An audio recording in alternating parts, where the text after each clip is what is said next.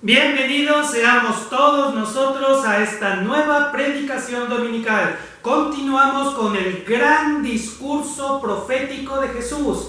Hoy tendremos la tercera lectura, Marcos capítulo 13, versos 4 al 8. Y dice el verso 4, dinos a nosotros, ¿cuándo ocurrirán estas cosas? ¿Cuál será la señal de que todo esto está llegando a su fin?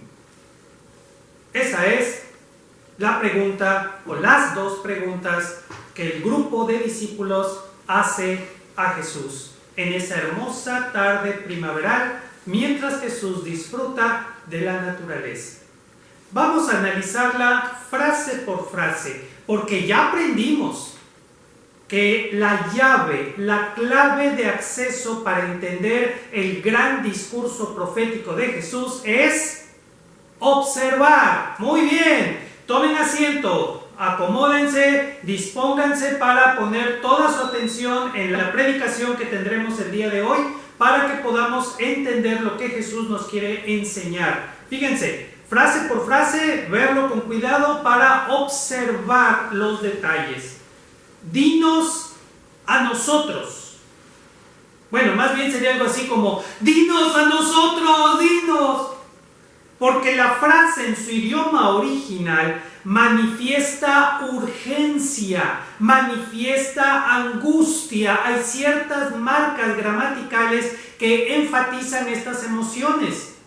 Y además queda fuera cualquier tipo de formalidad de cortesía, o sea, no está el famoso por favor, que en otras ocasiones sí aparece, que se traduce de una o de otra manera, pero el análisis gramatical de todo el Evangelio de Marcos hasta este capítulo 13 demuestra a los eruditos, y nosotros lo recibimos de ellos, de que en otras ocasiones los discípulos o la gente podía ser muy amable al dirigirse a Jesús, ya sea por costumbre, por formalismo social o porque realmente sentían que debían de ser amables con Jesús. Pero aquí lo que hay es urgencia, es lo que deben entender, hermanos, que aquí hay urgencia y angustia en la pregunta que hacen los discípulos. Bien, la pregunta es, la primera, ¿cuándo ocurrirán estas cosas?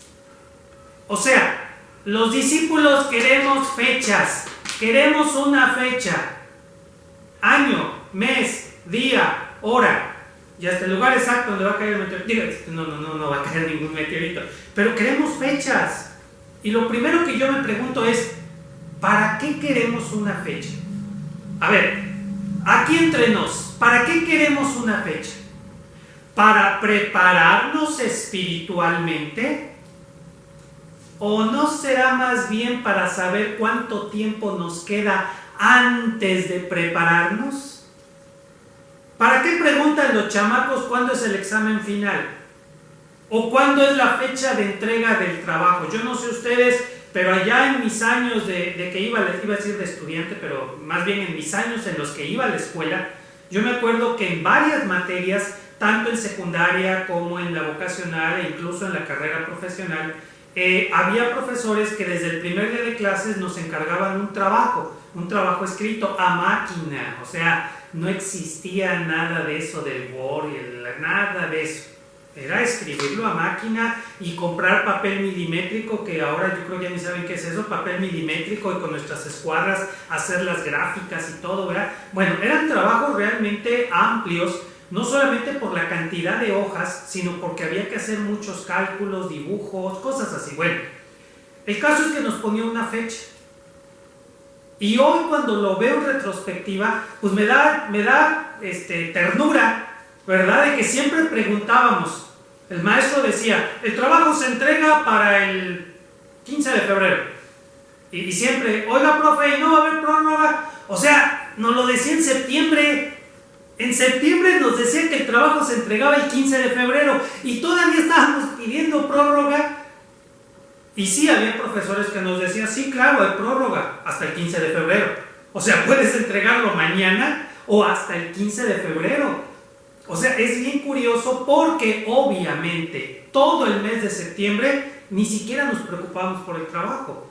Y hay de aquel que se empezara a preocupar por el trabajo. Era así como que, ¿qué te pasa? ¿Apenas es septiembre? Hasta después de las posadas, que ya ustedes sabrán cuándo son las posadas, hasta después de las posadas empezaremos a ver de qué se trata el trabajo. Claro que entre el 13 y el 14 de febrero estábamos, pero que no veíamos la nuestra, ya ni íbamos a la escuela, estábamos todo el día en el trabajo ese, y el día 15 andábamos ahí todos desvelados, sin haber dormido 3 días, sin haber comido, y para alcanzar al maestro porque ya no estaba en el salón de clases y entregarle el trabajo. O sea, así somos, bueno, así somos algunos, no digo que tú, hermano, hermanita, no, tú no.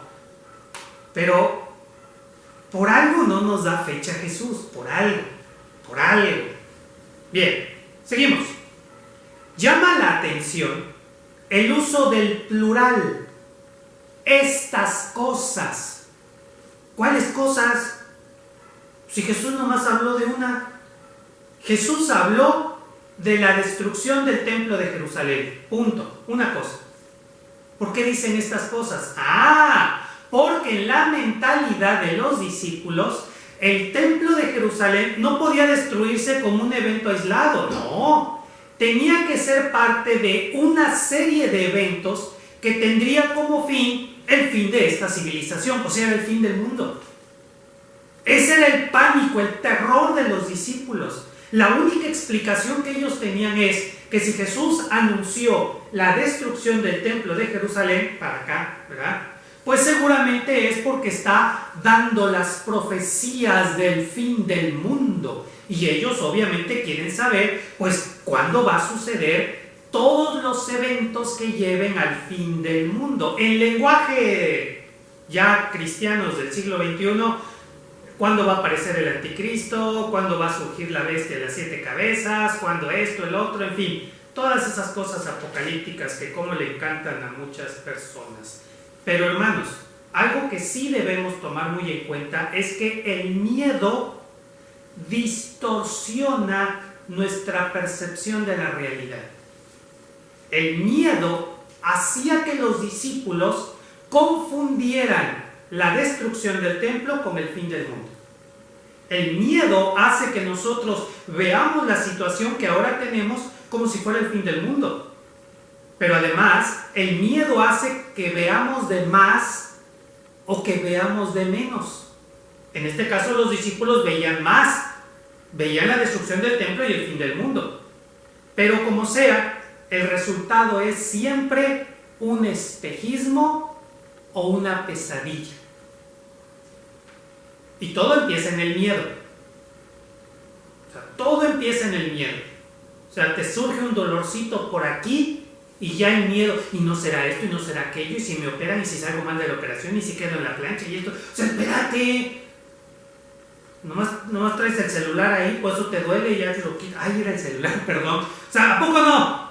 No me digan que no. Algunos de ustedes, por algo pequeñito, ya hicieron todo un drama. El miedo distorsiona nuestra realidad. Nótalo, porque eso te va a servir luego. El miedo distorsiona la percepción de la realidad. Digo, para que quede bonito. Bien.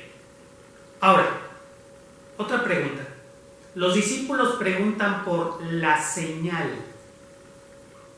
Además, piden a Jesús la marca histórica, el evento que ellos puedan entender como el inminente cumplimiento de la profecía. ¿Cuál va a ser la señal? Y por señal, un estudio gramatical de esta palabra señal a lo largo de la Biblia nos demuestra que se refiere a un evento histórico que marca el inicio del fin o el cumplimiento de la profecía. O sea, ¿cuál es la señal? ¿Cuál es la marca histórica con la cual nosotros, los discípulos, podemos saber que está comenzando a cumplirse la profecía? Los discípulos preguntan, ¿cuál es la señal de que todo esto está llegando a su fin? Todo esto está llegando a su fin. Un poco dramáticos, ¿no? Los discípulos suponen que con la destrucción del templo es el fin del mundo. Pero que quede claro, esto no es el fin. Sorprendentemente, y adelantándonos un poco, ¿qué creen? Que los discípulos entenderán la señal. Por eso les digo que es sorprendente. Ellos recordarán y 40 años después sabrán bien exactamente lo que tienen que hacer. Eso es lo sorprendente. De hecho, hoy en día no nos parece tan clara la señal, que la señal no va a aparecer en la predicación del día de hoy, todavía le falta. Pero cuando Jesús diga, la señal es esta, a ti y a mí nos va a parecer así como que, ajá, no entendí. Pero mira, no entendemos porque no estamos viviendo en esa cultura y en ese momento histórico. Pero lo interesante es que los discípulos sí entendieron. Es más, entendieron perfectamente la señal. En los años 60, el movimiento rebelde de los judíos se va a exacerbar por la predicación de ciertos líderes religiosos, y para el año 65 una rebelión expulsaría a los romanos de Jerusalén y estos rebeldes proclamarían la independencia de Israel. Israel, de nuevo, es libre. Ellos sabían perfectamente que los romanos iban a enviar al grueso de sus tropas para recuperar el control de Jerusalén, porque lo único que controlaban los rebeldes era la ciudad de Jerusalén. Y ellos esperaban que llegaran los romanos. Fíjate, ellos no eran ingenuos. Ellos esperaban, estaban provocando al Imperio Romano a que viniera. O sea, aquí nos damos, órale, vénganse. ¿Cuál era la idea de ellos? El grupo rebelde que controlaba Jerusalén para el año 65 había proclamado la independencia. Sabían que los romanos iban a venir e iban a sitiar la ciudad. Bien, cuando la ciudad de Jerusalén estuviera sitiada por las tropas romanas, ellos creían, los rebeldes, estimulados por los líderes religiosos, ellos creían que el Mesías tendría que ser enviado. Fíjate en mis palabras, tendría que ser enviado. O sea, como que iban a forzar a Yahvé a mandar al Mesías. Lo tienes que mandar, Señor, porque ni modo que invadan la ciudad. No pueden invadir Jerusalén, no pueden invadirla. Tropas romanas no pueden profanar el templo de Jerusalén, y el templo de Jerusalén habrá de existir para toda la eternidad. Así que Dios tendrá que enviar al Mesías, y el Mesías va a aparecer, ahí va a aparecer en Jerusalén, en el templo, y desde allí nada más vamos a abrir las puertas de Jerusalén y órale, matadero de romanos, y vamos a expulsar a los romanos del país, y vamos ya encarrerados a conquistar el mundo entero. Era una época de gran efervescencia. Para el año 67-68, no me tomé la molestia de fijarme bien en la fecha, pero entre el año 67 y 68, los cristianos de Jerusalén recordaron las palabras de Jesús de Marcos capítulo 13, vieron con toda claridad la señal que les dejó Jesús, agarraron sus cosas y vámonos. Se fueron de la ciudad. Se fueron de la ciudad y se salvaron. Fíjate qué interesante, pero miren, antes de eso, porque ya me ando adelantando.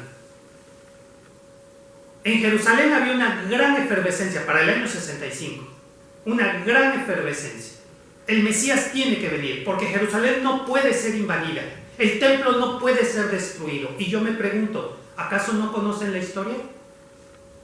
¿Acaso nunca escucharon hablar de Nabucodonosor? Ellos, no tú. O sea, nomás había que estudiar la historia y darse cuenta que exactamente estaban viviendo lo mismo que en la época de Jeremías.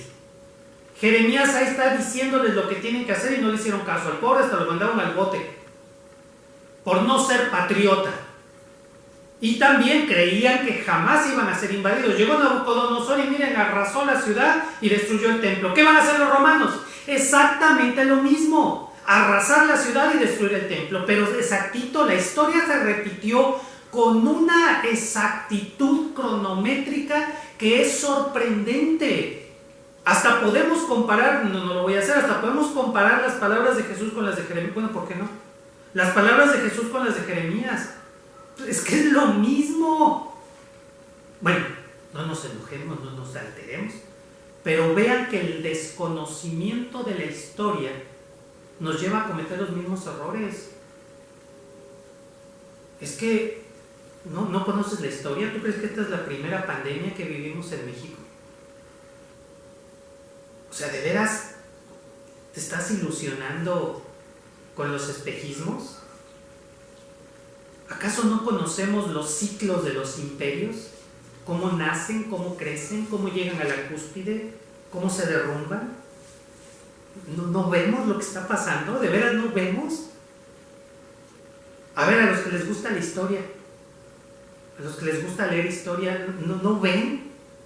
¿No ven cómo se repite la historia? ¿Acaso no queremos aprender de la historia? No necesitamos ni del horóscopo, ni del brujo, ni del vidente, ni de profetas, ni nada de eso. Nomás hay que leer la historia, nada más. Pero es que la estamos repitiendo. Bueno, los cristianos en Jerusalén no se dejaron arrastrar por el espejismo que los estaba envolviendo. No se dejaron cegar por el fervor nacionalista.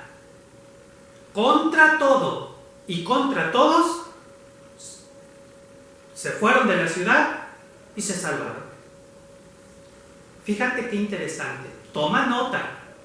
Jesús no dio una fecha, pero brindó una señal. Y con eso se salvaron.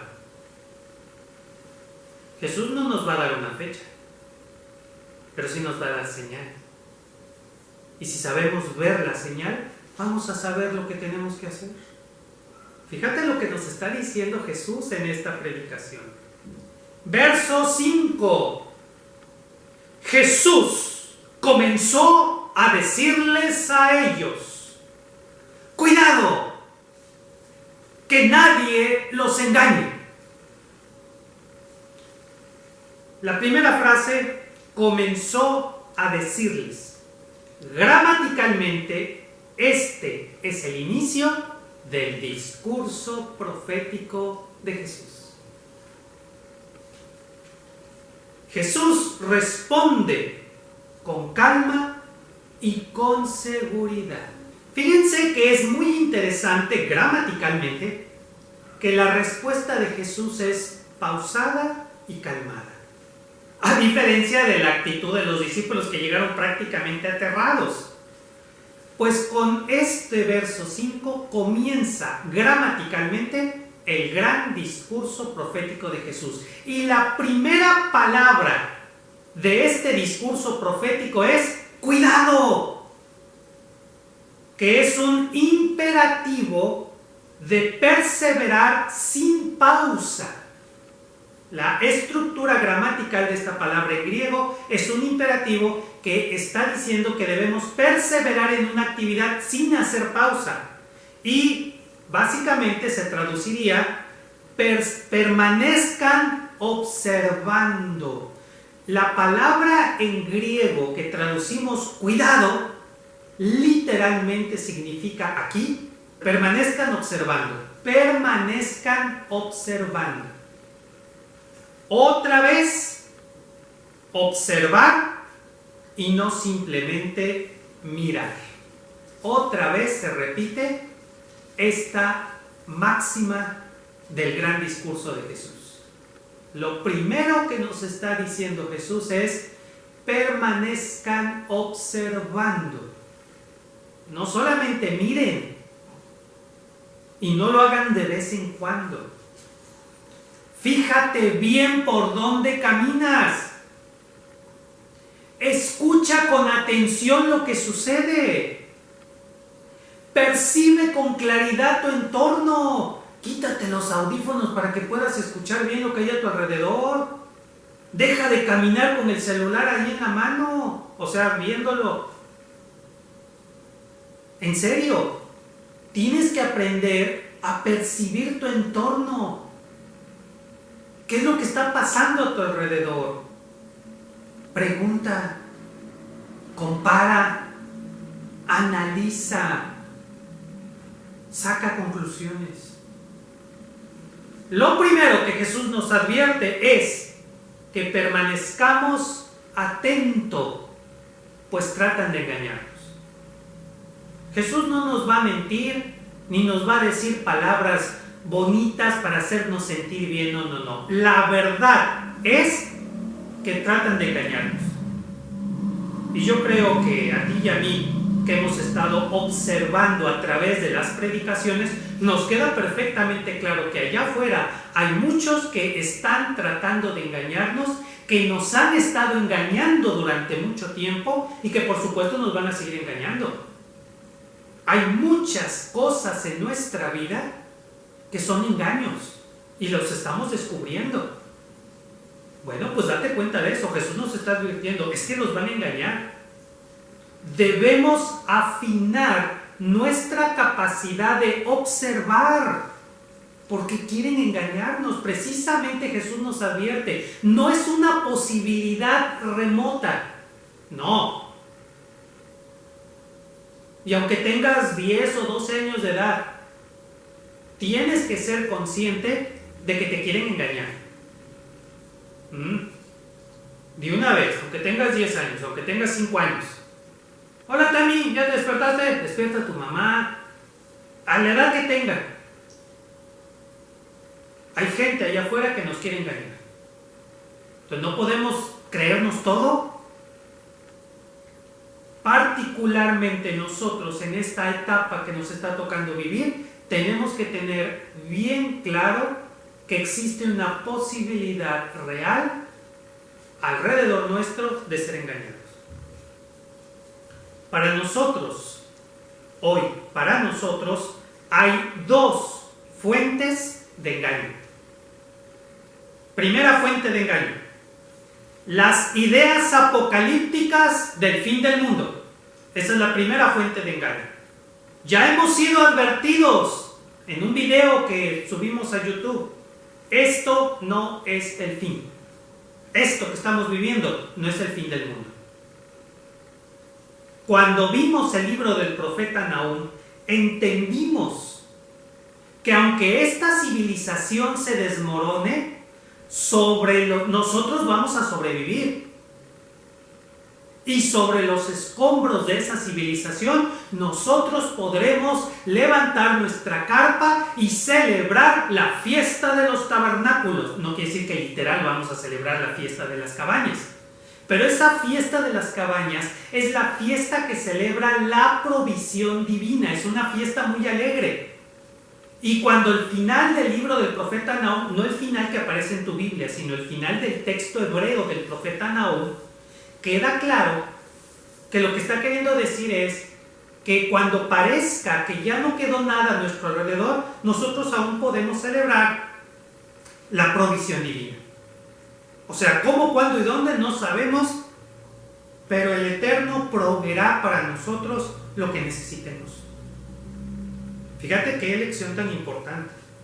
Vamos a sobrevivir, así que ten mucho cuidado con todas estas ideas apocalípticas, fatalistas, que no faltan, y ahorita lo vamos a ver enseguida. Segunda fuente de engaño: las mentiras de regresar a lo que antes teníamos. Engañados por la falsa promesa de recuperar lo perdido, muchos estarán dispuestos ahí se las dejo. ¿A qué está dispuesta hoy la gente con tal de regresar a lo que tenían antes? ¿Qué están dispuestos a hacer? ¿Qué están dispuestos a perder? La civilización humana, la sociedad, ¿qué está dispuesta a entregar y a renunciar con tal de seguir viviendo un espejismo? Esa es la otra fuente de mentiras. Verso 6. Porque vendrán muchos haciéndose pasar por mí, diciendo, yo soy, y engañarán a mucha gente. Aquí tenemos en el verso 6, en labios de Jesús, una advertencia contra el peligro de la retórica triunfalista, el peligro de mentirnos con palabras bonitas. ¿Pusiste atención?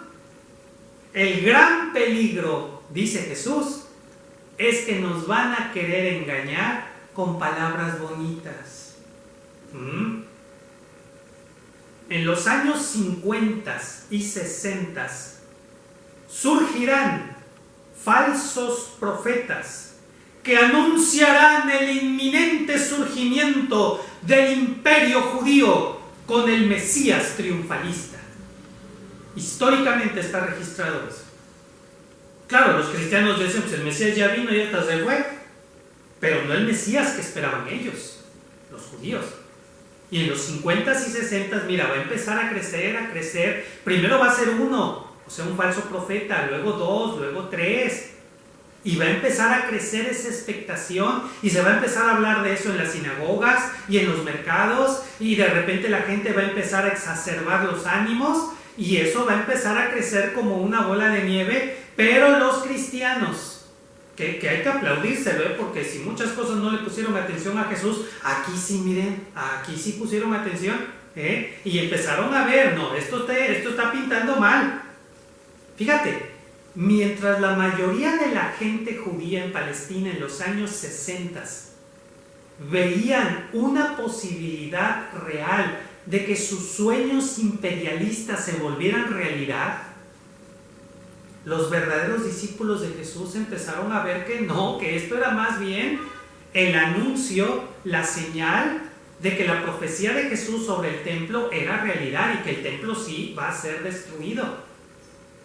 Y les era muy fácil recordar, pues oye, fue lo mismo que en la época de que en la época de Nabucodonosor, pero lo mismo. Es que no va a ser difícil entender lo que está pasando con nuestra sociedad en base a las señales que nos da Jesús. No va a ser difícil. Se nos advierte, en primer lugar, de los falsos predicadores.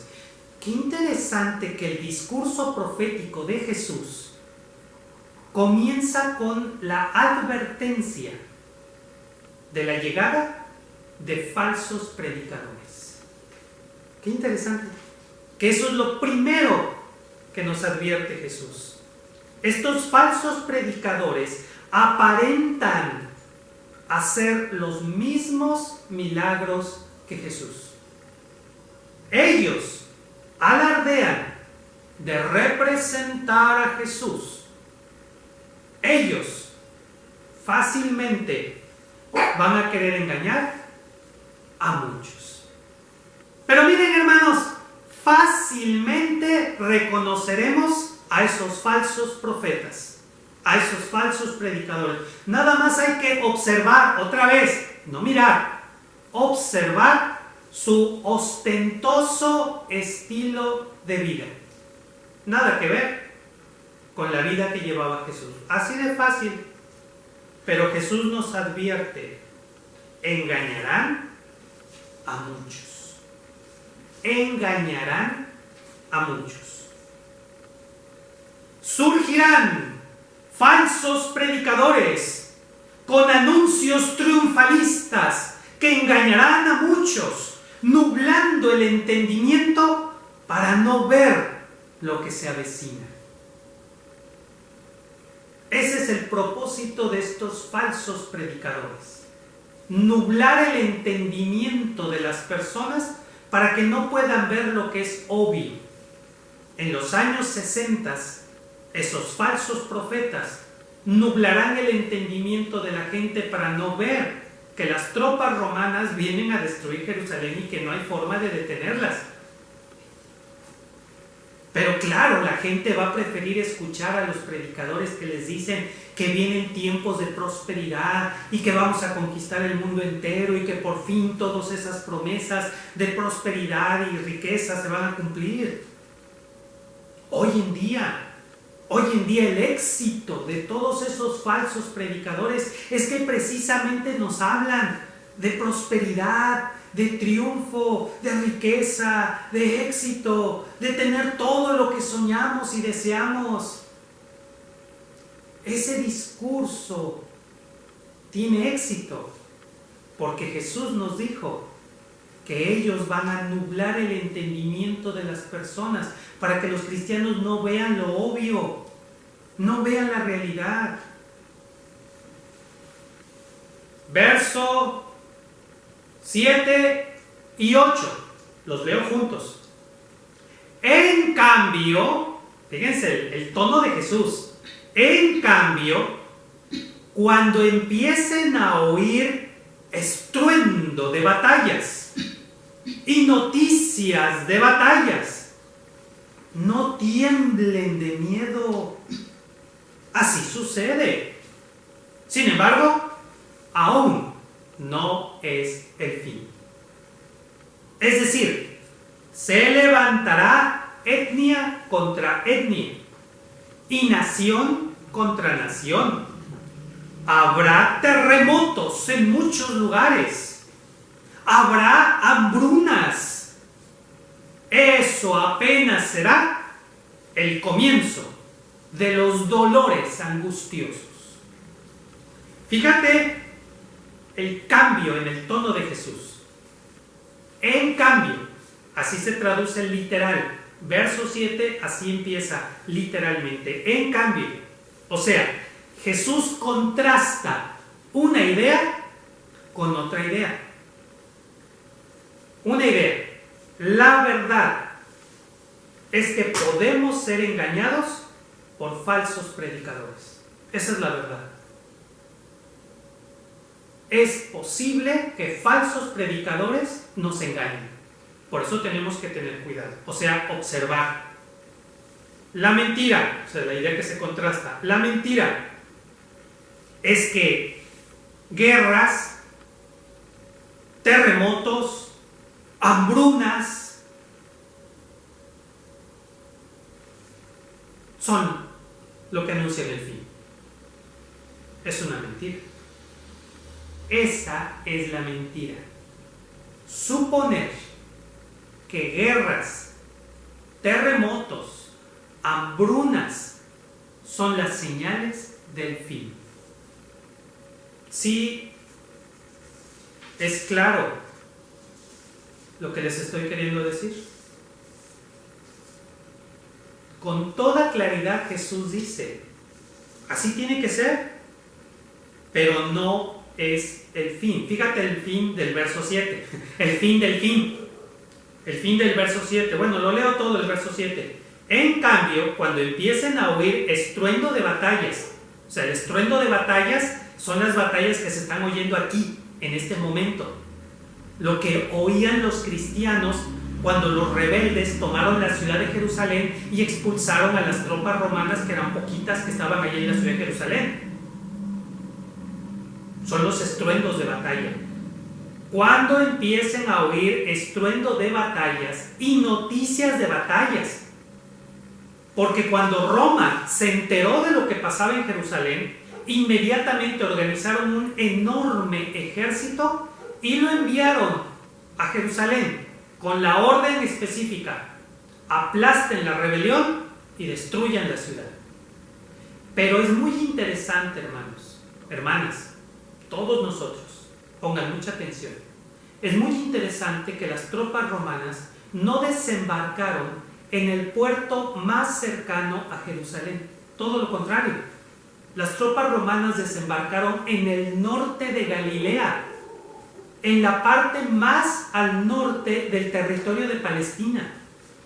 Y desde allí bajaron por Galilea, el río Jordán, hasta llegar a Jerusalén. Y fueron moviéndose con toda calma y paciencia. Pero delante de ellos enviaron mensajeros que llegaban a Jerusalén más o menos uno cada semana, anunciando: ya viene el ejército romano, desistan de esta rebelión, porque el plan de Roma era negociar para restablecer la paz en Jerusalén. Roma no quería destruir Jerusalén. Para Roma era muy importante esa ciudad y ellos querían evitar la guerra. Por eso enviaban a estos mensajeros: ahí viene el ejército, negocien ahorita. Y por supuesto no les hicieron caso. Cuando las tropas romanas llegaron y los cristianos salieron de la ciudad, los romanos no les hicieron nada a los cristianos, porque ellos no venían a matar gente nomás por matar. Ellos pasaron por toda Galilea y aquí no hay problema. Ellos sabían a dónde iban y lo que iban a hacer. Ya después sí, vienen las historias terribles y la historia de Jerusalén y Masada y todo eso, pero eso fue con los rebeldes. Y que Roma entonces tuvo que acabar con la rebelión y acabar con la ciudad, pero fue la última instancia. Pero fíjate, cuando escuches de noticias de batallas, fíjate lo que dice Jesús en verso 7. No tiemblen de miedo, porque el miedo nos paraliza. El miedo no nos deja pensar bien.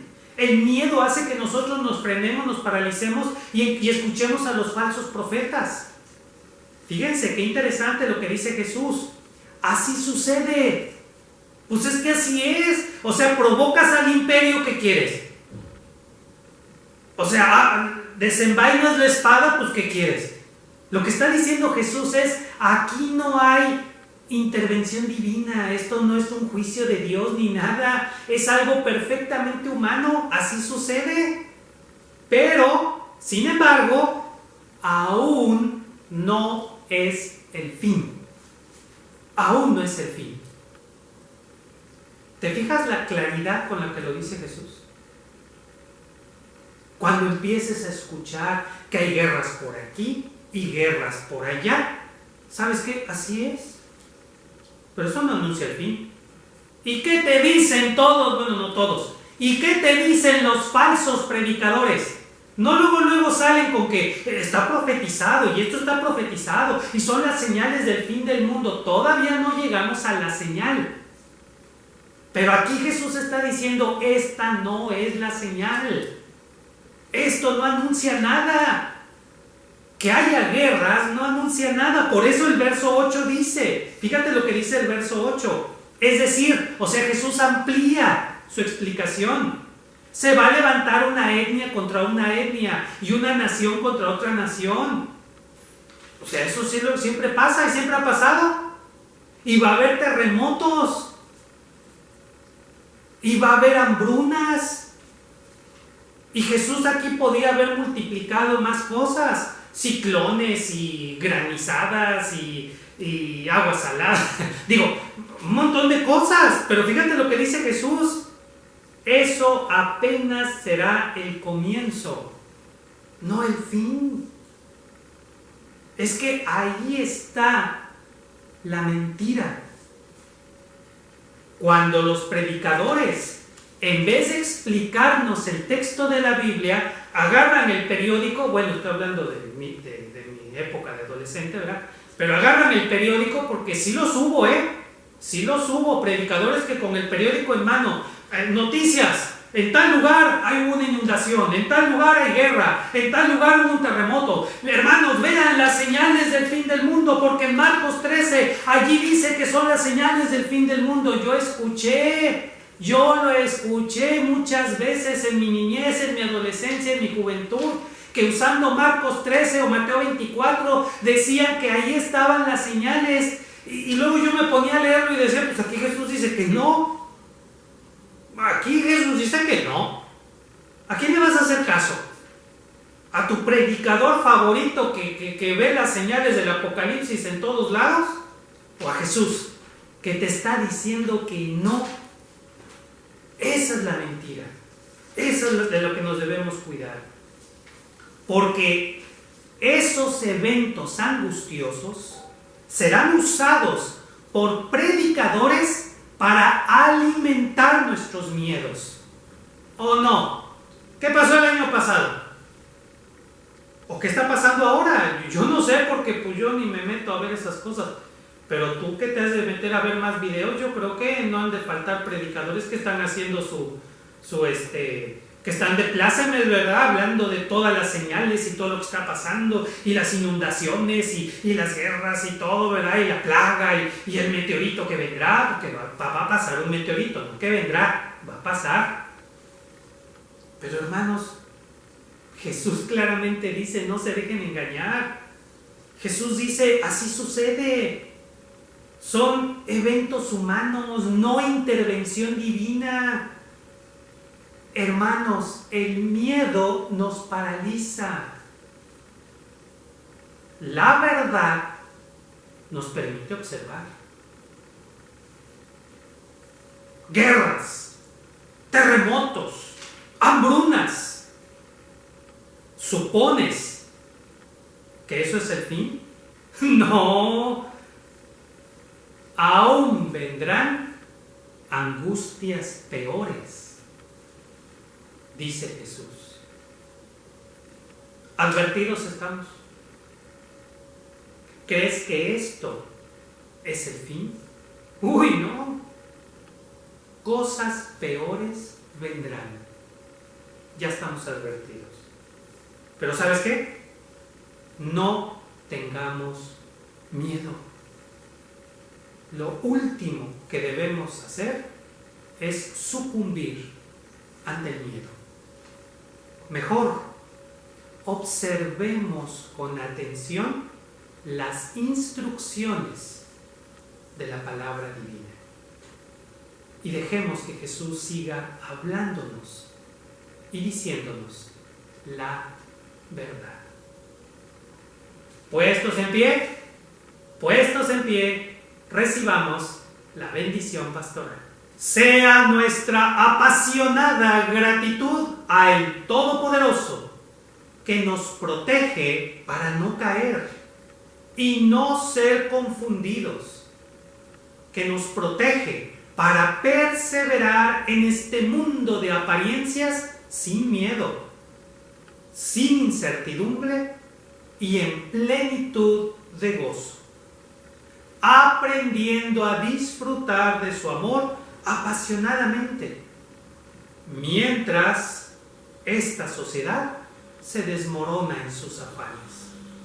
Nosotros escuchemos confiadamente la voz del Eterno. Así sea para todos nosotros, en Jesús, nuestro buen pastor, Shaddai Raham. Amado Señor Jesús, gracias por la palabra que hoy nos has dado, por las instrucciones que hoy recibimos. Ilumínanos para poder observar con claridad lo que nos rodea y poder distinguir la verdad y separarla de las mentiras. Permite que el miedo no nos tome por sorpresa y frente a cada evento nosotros, con plena confianza en ti, sepamos lo que tenemos que hacer. Así te pedimos que nos permitas vivir cada día confiando en tu ternura protectora y no dejarnos arrastrar por la incertidumbre y el miedo de los eventos que están por llegar. Protégenos, cuídanos y llénanos de ese gozo de la salvación. En Cristo Jesús, nuestro buen pastor. Amén. Que tengan una hermosa semana bajo las alas de Shaddai, nuestro buen pastor. Shaddai nos cuida con ternura.